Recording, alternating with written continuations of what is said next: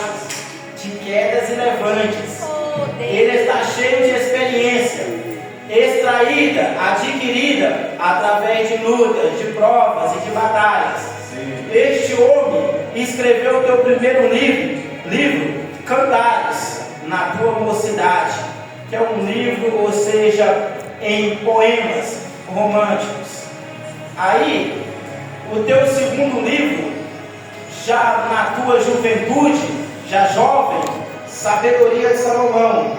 E o livro a qual nós lemos aqui o texto, que é Eclesiastes, na tua velhice. Ele transmite para nós que não deve jamais faltar o óleo sobre a nossa cabeça. Aleluia. Ele transmite para nós que em todo tempo seja alva as nossas metas. Verdes vai se tratar de justiça, de santidade. Alvo, a palavra alvo quer dizer brancura, branco. E eu aprendo que quando João, na ilha de Patmos, tem visões com os céus, ele avista ali no seio de Abraão os mártires que morreram por pregar a palavra, que morreram por evangelizar, que morreram por apregoar as boas novas de salvação. E eles clamam diante do altar: até quando, santo e poderoso, não vingueis o nosso sangue? Então o Cordeiro dá para eles verdes, e ali significa verde a justiça dos santos. Então nós estamos aqui aprendendo que verdes significa justiça, e ser alva precisa ser branca. Então lá em primeiro, ou seja, epístola do apóstolo Pedro, capítulo 1, versículo 2, vai dizer: está escrito, santo, sede santo, porque o vosso Deus é santo. Se Pedro está dizendo que está escrito, então vamos ver se ele está falando a verdade.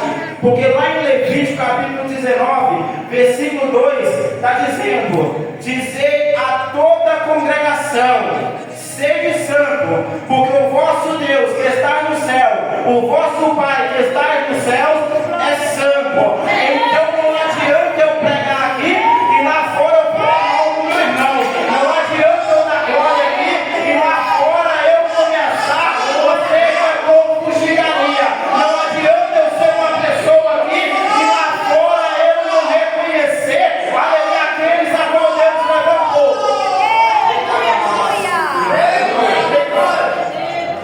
Então ele traz para nós um padrão único. Ele traz para nós um padrão de conduta, uma nova, ou seja, transformação fora do normal, algo sobrenatural. Então Paulo vai dizer em 1 Coríntios capítulo 5, versículo 17: ora, ou então algumas traduções, porém, toda vez que você ouvir a palavra porém, tem algo aí diferente. Ele vai dizer: porém, se vós estáis em Cristo, nova criatura é, e as coisas velhas se passaram e esse tudo se fez novo. Não, é porque eu vou naquela igreja, mas eu não gosto da irmã fulana de tal. Não, eu vou naquela igreja, eu estou naquela igreja, mas aquele irmão eu vou falar para você: ah não, eu não precisa falar nada para mim, porque o céu já está te contemplando. O céu tem moradia para todos, mas lá não entra, né? Ou seja, quem tem rancor no coração. Lá não entra, né? Ou seja, quem ainda tem diferença. Lá não entra ainda quem diz, aleluia, ou seja, e pensa mal da tua irmã, do teu irmão. Lá entra quem pratica verdadeiramente a justiça e tem o amor no coração.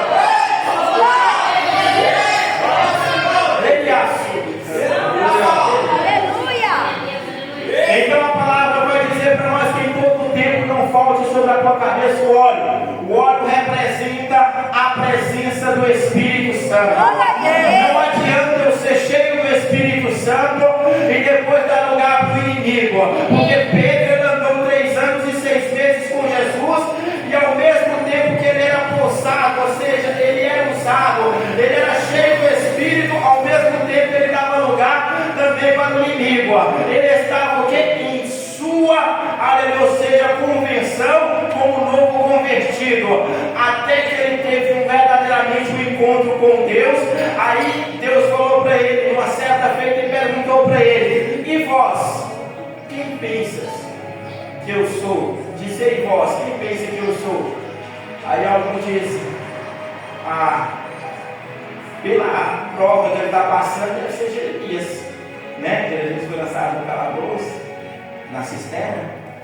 Não, pelos pilares que ele está fazendo, deve ser o profeta Elias encarnado.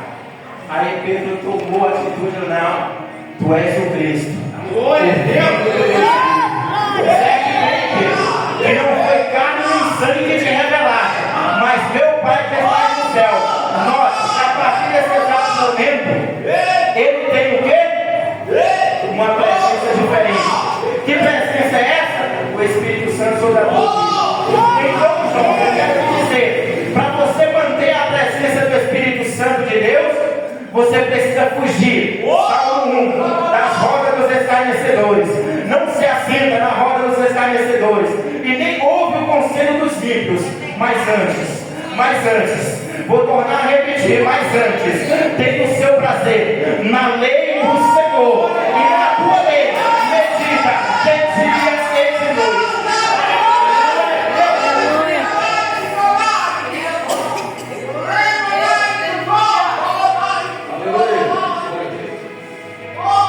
Porque nós estamos lá em Hebreus, vai dizer, rodeados de uma tão grande nuvem de testemunhas.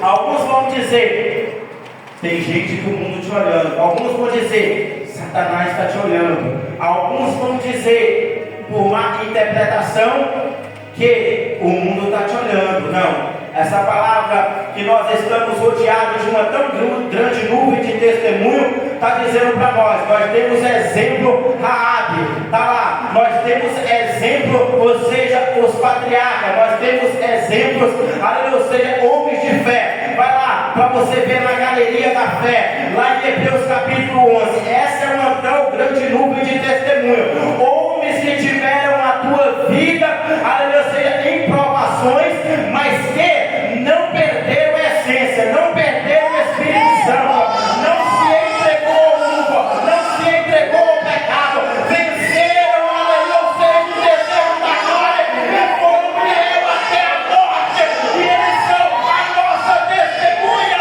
Olha para eles, pega o exemplo de crente. Aleluia. Eu estou sentindo Deus aqui. Eu vou dar alguns exemplos